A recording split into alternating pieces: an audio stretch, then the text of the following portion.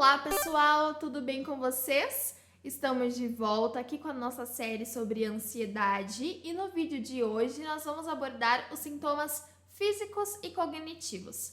Antes de entrar nesse assunto, comenta aqui embaixo para mim de onde você é, se você tem ansiedade, como que você lida com isso, se você viu os nossos conteúdos anteriores, se você gostou desse conteúdo, se inscreve no canal, deixa seu like para me ajudar, tá bom? Bora pro vídeo, vamos conversar?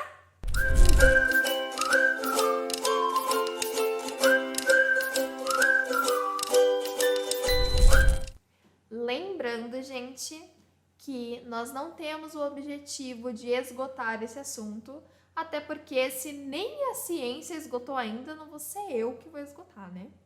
Mas enfim, vamos começar pelos principais sintomas físicos e o primeiro que eu vou abordar com vocês é o estado hiperalerta. O estado hiperalerta vivenciado na ansiedade traz rápidas e perceptíveis alterações no funcionamento do nosso corpo. Esse estado hiperalerta faz com que o nosso corpo sofra uma descarga de adrenalina e cortisol, que desencadeiam sintomas como boca seca, respiração ofegante, aceleração dos batimentos cardíacos, dilatação da pupila, transpiração excessiva e tremores, principalmente nas mãos e nas pálpebras. Um outro sintoma muito comum na ansiedade é a alteração no apetite e no peso. Tá certo que eu não conheço todos os seres humanos da face da Terra, mas todos os humanos que eu conheço, eles comem porque estão com fome e também porque a comida é uma desculpa para se reunir, para confraternizar. O problema é que as pessoas ansiosas costumam utilizar os alimentos como uma espécie de terapia. Só que ninguém escolhe como terapia o brócolis, por exemplo. Os alimentos escolhidos são sempre os chocolates, sorvetes, pizza, massa, doce em geral. Sempre os alimentos com o pior perfil calórico e nutricional. Se é que dá para chamar isso de alimento. E eu não acredito que eu disse isso. Mas enfim, gente, o que acontece? Mesmo que a pessoa tenha consciência de que ela não está com fome, que ela só quer comer, ela vai comer. Ela não consegue controlar isso. É o refúgio, é a válvula de escape. O problema é que essas comidas que não são nem um pouco saudáveis e que todo mundo deveria evitar, apenas trazem um alívio transitório. E depois que a pessoa tem esse alívio, o que ela sente é só a sensação de frustração. E o que isso vai criando? Um ciclo de ansiedade, comida, alívio transitório, frustração. Ansiedade, comida, alívio transitório, frustração e assim sucessivamente. Esse que é o ciclo da compulsão alimentar. O que impacta significativamente na balança, geralmente, e mais ainda, na autoestima da pessoa. Pode acontecer de a pessoa parar de comer, não ter apetite? Até pode acontecer, mas isso é muito menos comum do que a pessoa recorrer ao alimento como terapia. Próximo tópico, gente, distúrbios gastrointestinais. A ansiedade muito comumente se manifesta no sistema gastrointestinal. E aí a gente apresenta sintomas como queimação no estômago, estufamento, constipação, diarreia, enfim. E uma curiosidade. Na verdade não é bem curiosidade, né? Eu vou falar como curiosidade, mas isso é uma coisa científica, da biologia, medicina, enfim, é super difundido. Curiosidade científica para vocês. E um adendo importante nesse assunto, gente, é muito importante cuidar da nossa alimentação. Só para vocês terem uma noção, 90% da nossa serotonina, 80% do nosso potencial de imunidade, hormônio do crescimento, tudo isso é produzido no intestino. Dentro do intestino tem um tecido neurológico muito extenso e muito complexo. Por esses e outros fatores que o intestino é considerado o segundo cérebro do corpo humano.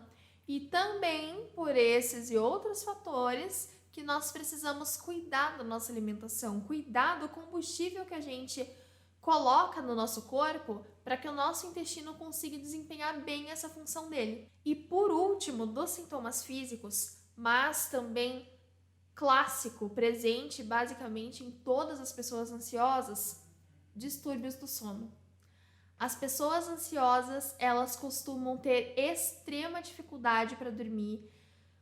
A dificuldade, quando não é para pegar no sono, é para se manter no sono. Então acontece às vezes da pessoa pegar no sono, mas de repente acordar, começar a pensar e não conseguir voltar a dormir.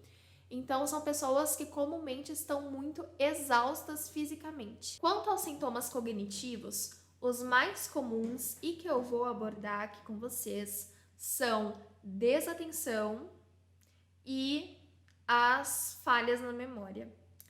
Desatenção, você pode observar quando, por exemplo, você está conversando com uma pessoa ansiosa e lembre que a pessoa ansiosa, ela tem essa tendência de, às vezes, até parece que ela está no ambiente, mas ela sempre está pensando em alguma coisa, está concentrada em outra coisa, ela está viajando. Você está ali mantendo uma conversa, de repente a pessoa ansiosa volta naquele assunto como se ninguém tivesse falado sobre aquilo. Fica bem cristalino que a pessoa simplesmente não estava ali, ela não prestou atenção em nada que você disse. Seria um exemplo para perceber a desatenção. Quanto às falhas de memória, é muito comum o ansioso acabou de guardar o celular e a carteira e ele já esqueceu onde ele colocou. Ele vai ter que ficar procurando onde é que foi que ele colocou. É claro que isso é uma coisa normal de acontecer no dia a dia de vez em quando. Nos casos de ansiedade, esses esquecimentos de coisinhas são muito frequentes, a ponto de realmente acabar prejudicando a pessoa, causando um sofrimento na pessoa. Fora isso, os brancos, os famosos brancos, são muito constantes. A pessoa, de repente, está conversando sobre um assunto, ela esquece o que ela ia falar e ela sabe que ela tem aquela informação, só que ela não consegue acessar aquela informação.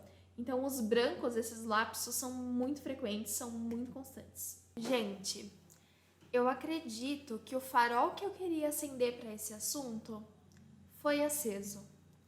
Se ao acompanhar essa série você percebeu que a sua ansiedade está longe de ser uma ansiedade patológica, que bom! Que bom que você aprendeu a diferença e agora sabe que o que você precisa é buscar ferramentas que te ajudem a olhar a vida com um pouquinho mais de calma. Que bom que você aprendeu a diferença e agora pode ter um olhar mais atento com o seu próximo, que pode estar ali do seu lado precisando da sua ajuda. Mas, se por um acaso você começou a desconfiar que a sua ansiedade não está saudável, ou de repente você até já tem transtorno de ansiedade, procure ajuda. Não é vergonha nenhuma precisar de ajuda. E olha, por mais que às vezes o mundo possa parecer um lugar horrível, sufocante, por mais que pareça que tá tudo dando errado, o mundo é um lugar muito bom. A vida é um presente majestoso. Comece a trabalhar isso que precisa ser trabalhado em você. Comece a se ajudar. Não se permita viver os próximos dias da sua vida sofrendo tanto, carregando tanta angústia, carregando tanto peso nos seus ombros. Trabalhe isso em você. Ao final, além de mais forte, você também vai ser muito mais feliz. Tá bom? Por hoje é só, pessoal, e até a próxima!